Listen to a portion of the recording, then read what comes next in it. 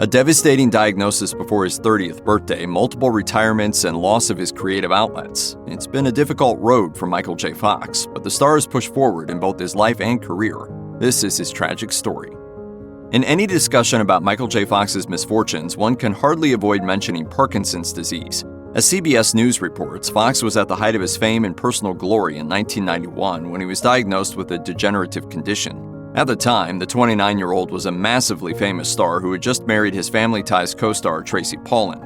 As you'd probably expect, the news was devastating, and during the 7 years Fox chose to keep his situation out of the limelight, he sought treatments that included drugs and surgery. Initially, Fox kept a pretty tight lip on his situation. He also felt bad about Pollan, feeling that the diagnosis was an unfairly heavy load for her to bear as well. Describing the initial impact of the news, Fox had this to say: "So very early in the marriage, she got this dumped on her. And the moment that I told her I was realizing was the last time we cried about it together. We haven't cried about Parkinson's since. We've just dealt with it and lived our lives, but we cried about it that first time." Since revealing his diagnosis in 1998, Fox has set up the Michael J. Fox Foundation for Parkinson's Research. And while he doesn't make light of the horrors of the condition, he remains a self-professed optimist. As I began to understand what research might promise for the future, I became hopeful that I would not face the terrible suffering so many with Parkinson's endure. Life was difficult for Michael J. Fox after he received his Parkinson's disease diagnosis in 1991. According to People, this led him down some fairly dark roads for a while. Before getting married, Fox suffered from self-described rock star tendencies, and as he told the New York Times Magazine in 2019, his younger self was known to pull crazy stunts. Fox told the outlet, "I would ride in a limo with my head out the sunroof and a beer in each hand."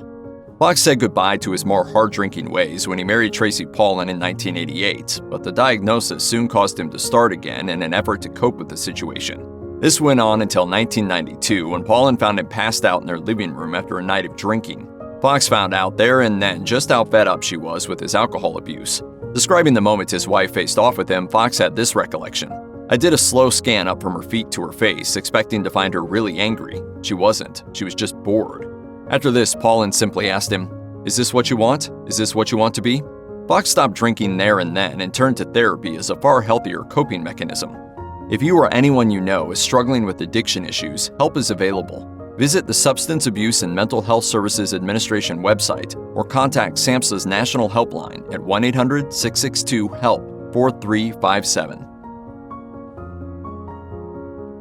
Michael J. Fox has made many of his roles outright iconic, which makes it all the more surprising to hear that he came close to missing his first major role in Family Ties.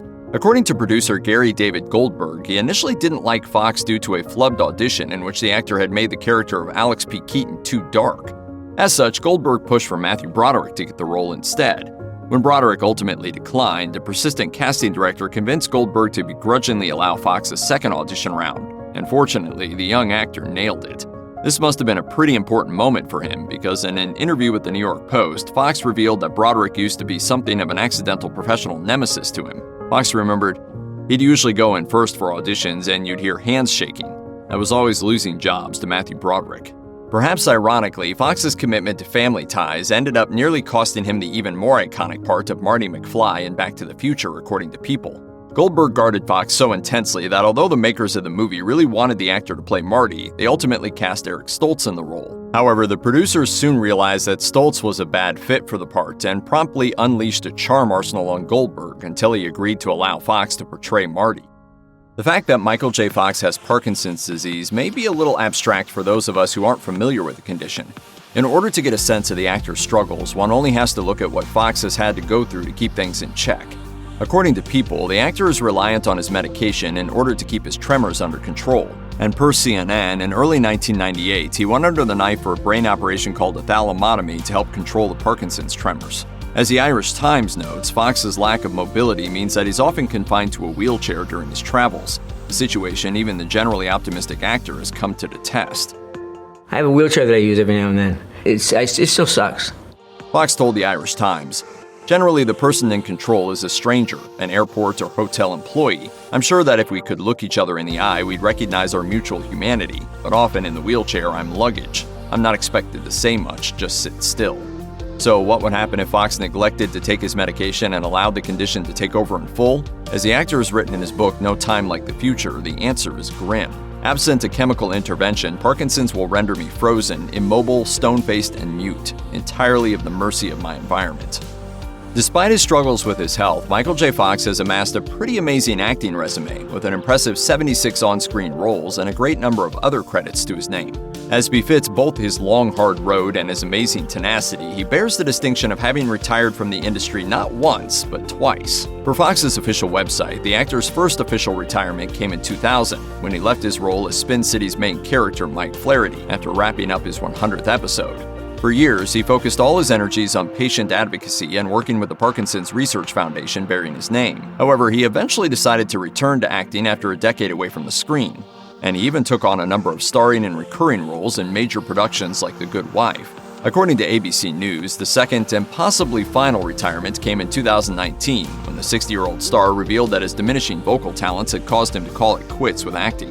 Fox revealed in 2020, "I reached a point where I couldn't rely on my ability to speak on any given day, which meant I couldn't act comfortably at all anymore. So last year, I gave it up." As People reports, Fox has also named his increasingly ailing short-term memory as a major reason acting has been getting more and more difficult for him. Michael J. Fox's decades-long experience with Parkinson's disease has obviously not been an easy one, and as the actor revealed in a 2020 interview with People, it has taken a toll on him, and some of the things he's lost are quite surprising. Yeah, I mean, it sucks. I hate it, and I wish I wasn't in this situation. Unfortunately, they include one of the most important tools at an actor's disposal: memory. It's very hard to act if you have no idea what your lines are, and this is particularly true for Fox, who has relied heavily on his great memory when he's prepared for his roles. Fox said, "I always had a real proficiency for lines and memorization, and I had some extreme situations where the last couple of jobs I did were actually really word-heavy parts. I struggled during both of them." Fox has also addressed the memory changes that can come with Parkinson's disease on his official website, to educate people affected by the condition about the ways it may alter the ways a person remembers and thinks, and to offer ways to cope with the situation. Fox's team has created a downloadable guide about the subject called Thinking, Memory, and Parkinson's Disease. In 2006, Michael J. Fox became the target of conservative criticism for appearing in a campaign video for a Democratic candidate vying for a Senate seat in Missouri.